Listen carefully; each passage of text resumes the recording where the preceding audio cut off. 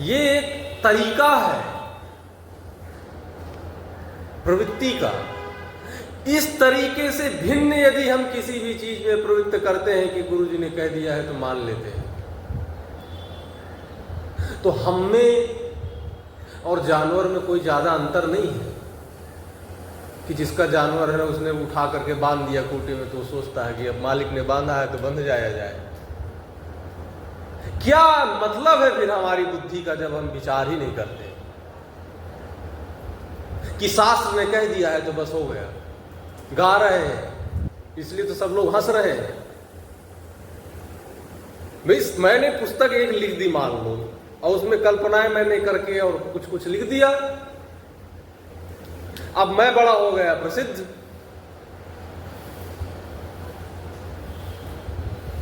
अब मेरी आगे की परंपरा उस पुस्तक को लिए घूमेंगे।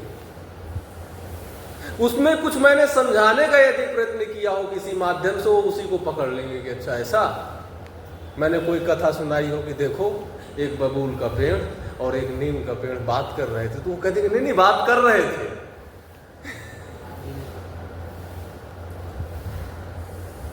महाराज जी ने कहा था, वो तो सिद्ध पुरुष थे, उन्होंने कहा था तो कर रहे थे। जबकि मेरा कहना ये है कि कुछ समझाने के लिए। तो मानव मात्र की पहचान यहां से होती है कि इस पृथ्वी में सबसे सुंदर उपकरण है हमारे पास में बुद्धि। विचार करते हैं हम, ऐसे नहीं मान लेते हैं शास्त्र ने कह दिया मान ले। कौन सा शास्त्र? हम शास्त्र बनाते हैं। शास्त्र हमसे कि हम शास्त्र से? इंसान ही तो शास्त्र बनाता है। तो ऐसे कैसे मान लिया जाए कि शास्त्र ने कुछ भी कह दिया और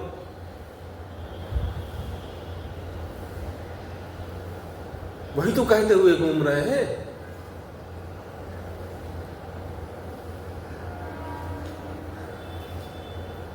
एक एक पंक्ति लेकर के लोग घूम रहे हैं। ब्राह्मण घर में पैदा हुआ युवक मदिरा का सेवन कर रहा है, मांस का सेवन कर रहा है और जगत को सुना रहा है कि पूजे ही विप्र सकल गुणहीना, शूद्र न पूजे ही गुण ज्ञान प्रवीणा।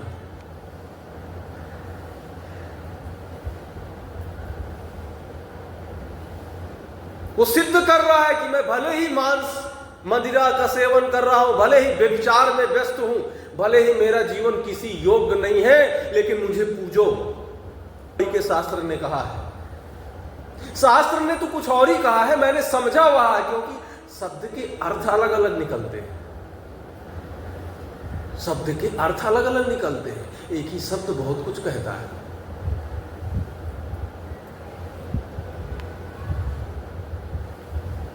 तो तुलसीदास जी की वो पंक्ति लेकर के घूमते हैं। इसीलिए तो उनको लोग मूर्ख कहते हैं, इसलिए तो उनका बुद्धिमान लोग मजाक उड़ाते हैं। और फिर ऐसे ही धर्म को तो लोग स्वीकार नहीं करते हैं, जिसमें कोई युक्ति नहीं, कोई विवेक नहीं है, कोई बुद्धि नहीं है।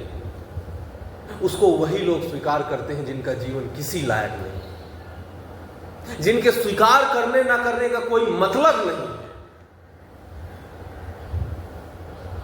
क्यों? क्योंकि क्यों, कैसे, कहां, किस लिए, ये सब शब्द नहीं रखे गए। जो मानव मात्र की पहचान है बुद्धि, उसका प्रयोग नहीं किया गया है। और कहा गया है कि भगवान के विषय में तो बुद्धि का कोई काम ही नहीं। अच्छा, बुद्धि का काम नहीं तो भगवान ने फिर बुद्धि किस लिए दी है?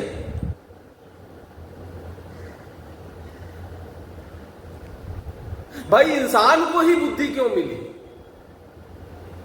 जब भगवान के विषय में बुद्धि का ही काम नहीं?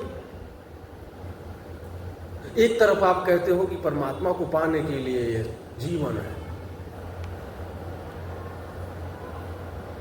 तो भगवान ने इस जीवन को बनाया परमात्मा को पाने के लिए, और बुद्धि फालतू में दे दी।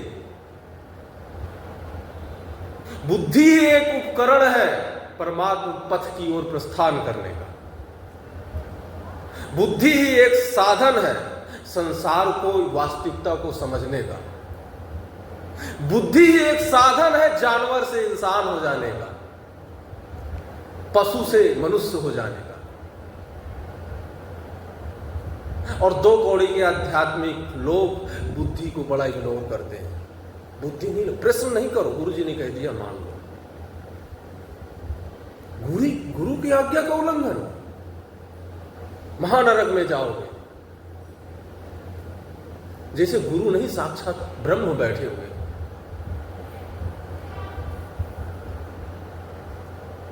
ब्रह्म भी बैठे हो तो क्या लेना है? नहीं समझ में आ रही तो मना कर देना है। क्यों हां में हां? ब्रह्म परमात्मा भी आके बैठा हो तो समझा रहा हो, नहीं अपने समझ में आ रहा है तो क्यों कहना कि हाँ आपने कहा है तो मान लेते हैं।